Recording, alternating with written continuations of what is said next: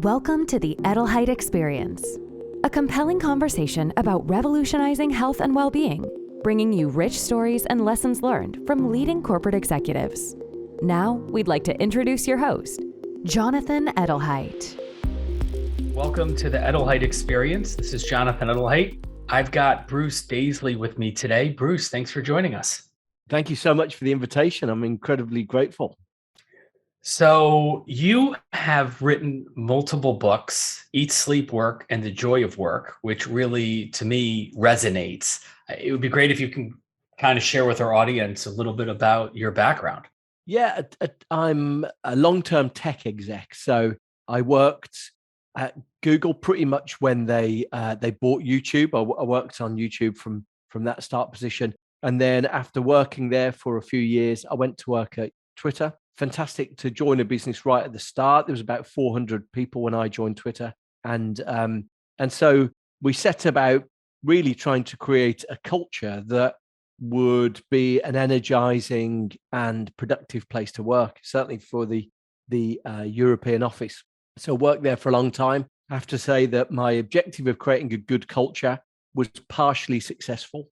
And it was the problems that I encountered in the downtimes that really led to me first starting a podcast and then putting a book together. And the book is largely the same book adapted. So one's a more European version, one's a more US version. There are slightly different things, but the Eat, Sleep, Work, Repeat one is probably the best one to pick up if anyone's interested. But I also do a newsletter if you don't want to spend money. And yeah, I've just got a fascination with workplace culture, which is specifically, I think, a fascination with understanding how much of motivation is incremental, how much of us feeling like we can do extra work with more enthusiasm comes from motivations and desires within us. There's big discussions on this right now, but I think for me, that's always been the fascination. If we are enjoying our jobs, do we inevitably work harder at them? Well, I mean, I feel that answer would be somewhat obvious, but the question I have for you is, we've been, I feel, crushed personally and professionally, a lot of us, the last 2 years with the pandemic. Why do you feel that finding joy and company culture is more important now than ever?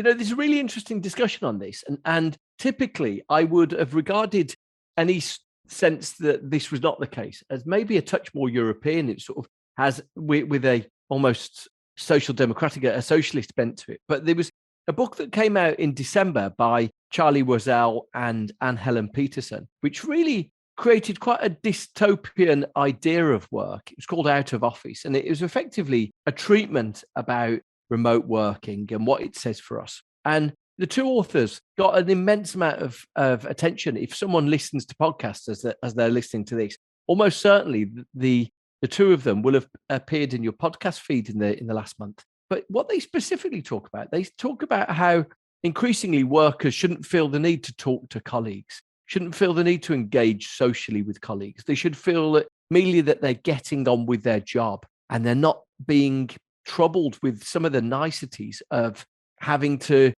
be part of a workplace culture. And while to the authors, they paint that as a more transactional and a more healthy way to our jobs, for me, it seems far more dystopian than they paint it. It seems to be like the idea that you turn up a workplace, whether a virtual workplace or a real workplace, and you don't talk to colleagues is somehow healthier than having a good relationship with them. For me, it just has such an inverted idea of work. So, but it's an illustration that some of these debates and these discussions that really have been quite niche until now are becoming more, I think, central to the way that we think about work and have discussions on it. That's very interesting because to me, what you just described, I feel sounds terrible. In almost, wouldn't that be like zero culture? Like if everybody just kind of punched in and never communicated with each other, you can't really create a culture, can you? Well, I think the way that they paint it is that they feel that anything that tries to forge a culture is in some way exploitative. So they suggest that the reason why you might try to create a culture is to get some incremental work out of people that you're not paying for. And so it's this quite conspiratorial notion of capitalism, the idea that somehow everything incremental your boss should pay for, or you shouldn't give it to them. But really, anyone who's had a job and anyone who's enjoyed the fraternity, the sorority of laughing with colleagues will know quite often that's the thing that makes the job worthwhile. And it's not about giving free effort to your employer, but more about passing at jobs in a more agreeable way. Anyway, I find the whole idea of their framing of it and the attention it's got so strange to observe. Look, broadly from my perspective, the enjoyment we get from our jobs isn't some free thing that we're gifting to our employers, but rather more just a way that we can make what is by necessity to the majority of us, we can make something that we need to do to earn money into something that doesn't feel like it's stealing 40 hours from us, but rather is at least playing an enriching part in our life. And, there's a lot of truth in that. People without jobs generally have worse health than people with jobs. People without jobs generally suffer worse health outcomes and life outcomes than people with jobs.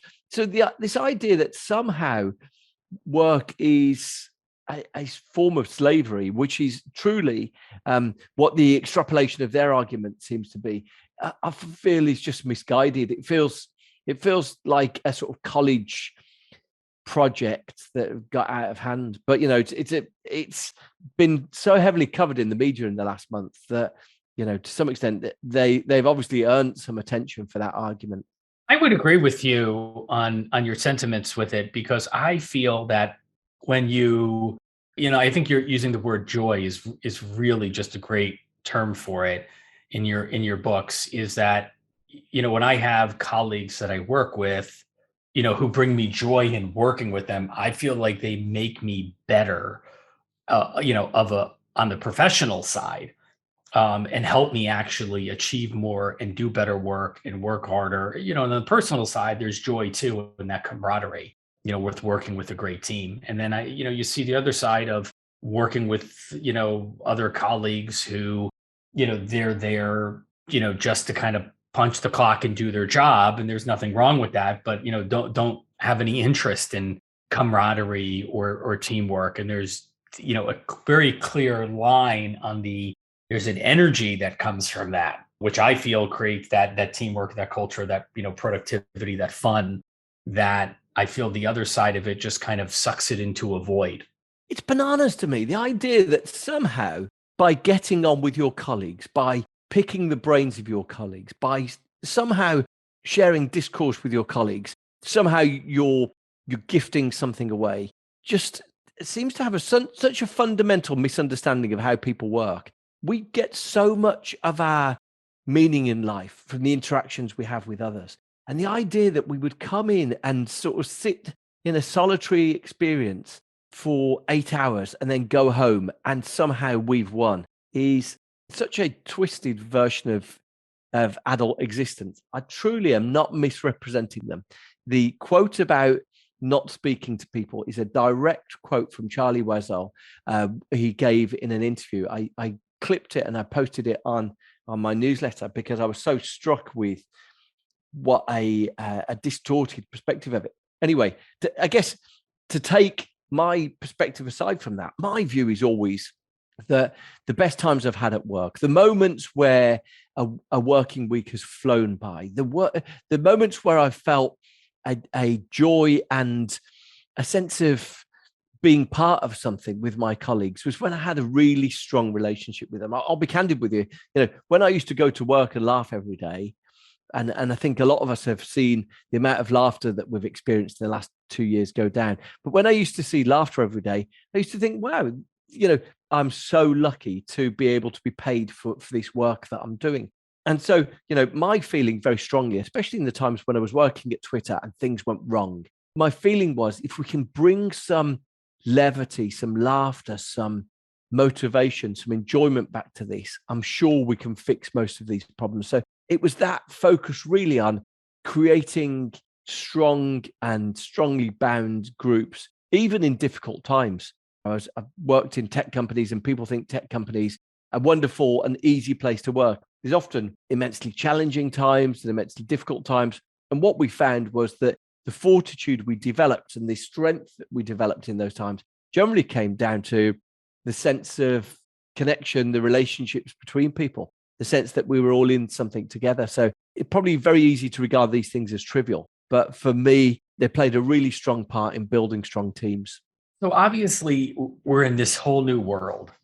I've talked to some, top culture experts who, excuse my language, but he said culture is shit right now and it has to be rebuilt.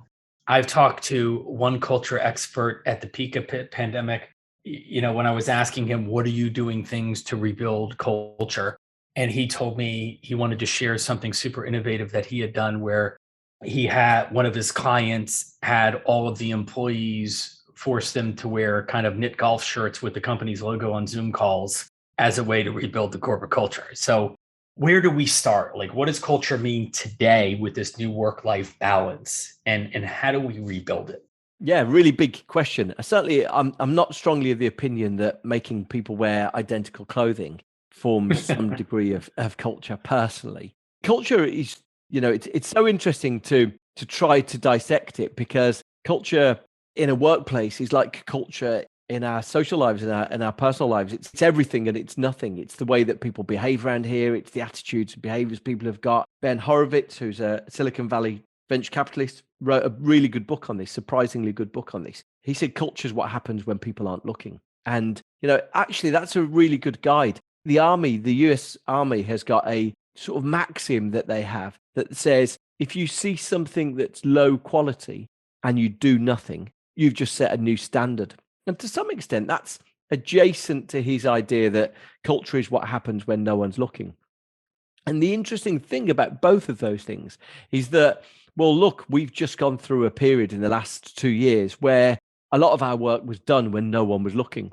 And so it begs a really important question. I would suggest that, a lot of us have worked incredibly hard when no one was looking in the last 2 years. So evidently we've had strongly accountable cultures.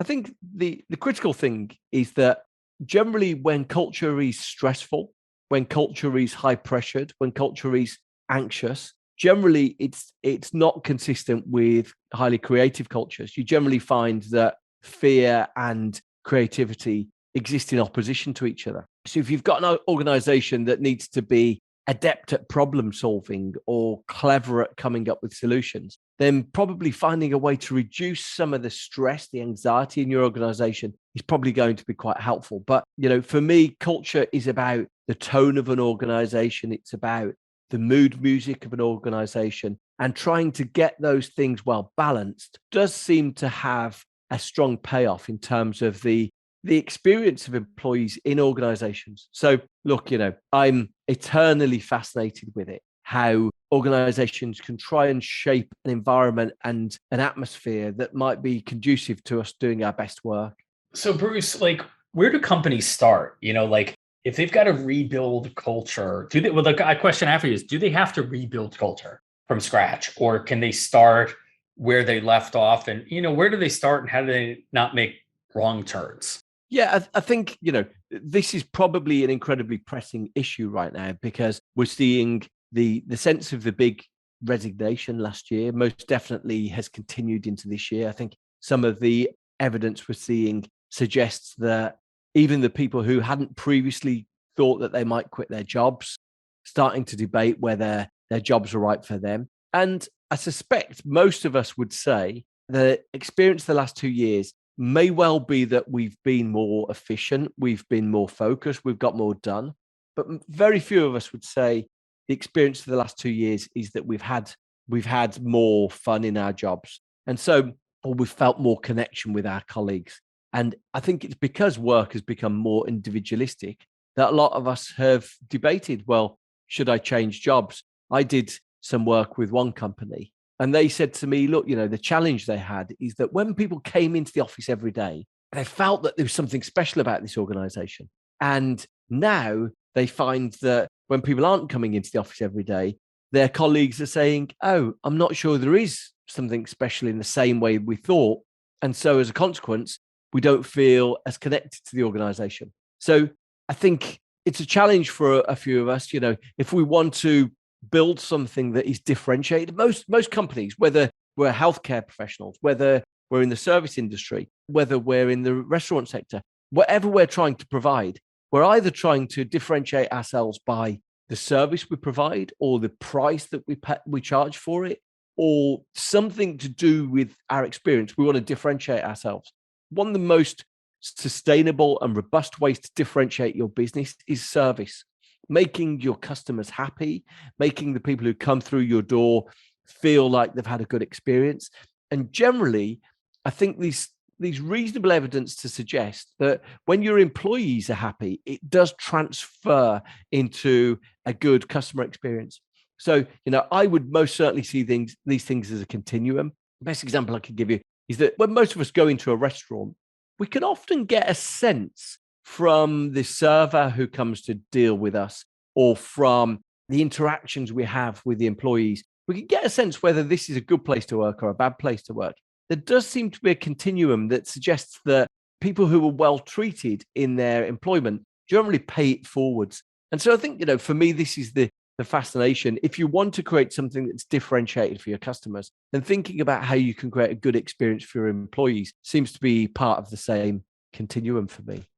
Let me ask you a question. So, we have a strategic partner, Global Healthcare Accreditation, which is also the official sponsor of our podcast.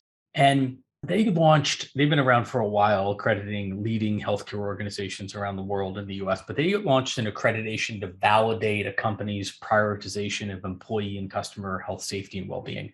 Does health, just prioritizing employee health, safety, and well-being, does that tie into culture or the experience, or is that something totally separate?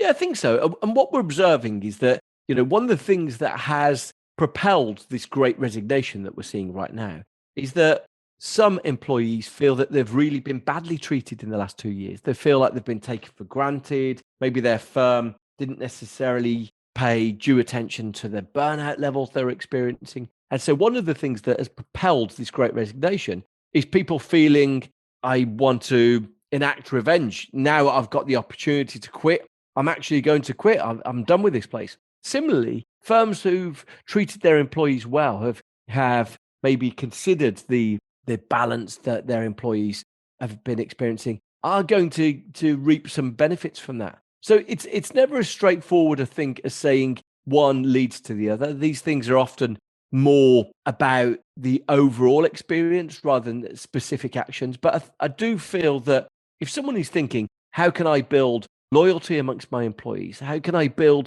a strong sense of customer service amongst my offering? How can I make sure that people who come in contact with my business talk about it positively? All of these things seem to be related to the employee experience. And so I would say none of this is wasted effort. None of this is wasted attention. With companies that are, I keep hearing that organizations really aren't prioritizing investments in culture or investments in health and well-being for their employees, more so from the difficult financial issues they've had over the past 2 years. To me, it doesn't seem logical in that if you don't have employees that are happy to come to work, to feel taken care of, they're going to be less productive and they're going to look for jobs. Why do you think companies aren't focusing their energy and saying, let's go invest significantly now in culture and health and well-being and safety, all these things, so we become an employer of choice, like a destination, our people don't leave, and inherently we should become more profitable if everyone is happier? I think a lot of it comes down to middle management. So what you generally find is there's a disconnect between various parts. I dealt with one organization that had this interesting practice that some leaders would have. So they were a knowledge company, they were an office company, and they used to have something which was some of their leaders would, before the meeting started, they would say, let's have a mindful minute. Now, this was an organization where people were working in excess of 50 hours a week. There was relentless emails, there was emails all weekend, but the leaders would say, let's have a mindful minute, which was a minute of silence before some meeting started. Now, there's no science behind this, but effectively it was a way for the organization to try to project this idea that they cared about the mental health experience for their employees. And we hear this a lot. We hear, a lot of people, a lot of organizations saying your mental health matters, telling employees that lived experience of work is a big consideration for them.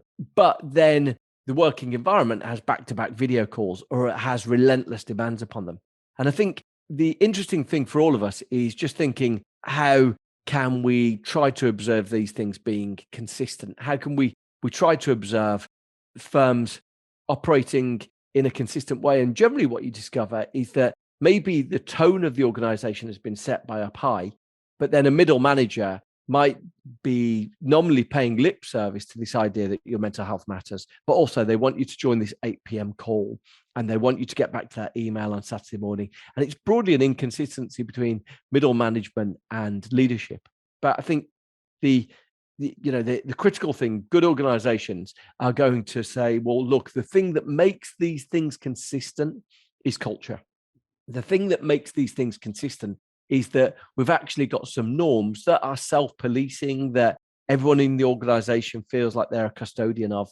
And so culture attempts to say that whether you're on table 10 or table 40, you should have the same experience. Whether you're a patient in this ward or this ward, you should have the same experience. It attempts to normalize those things and create almost a self-policing environment where everyone feels like they're an ambassador of the culture. Now, a key piece for you is joy.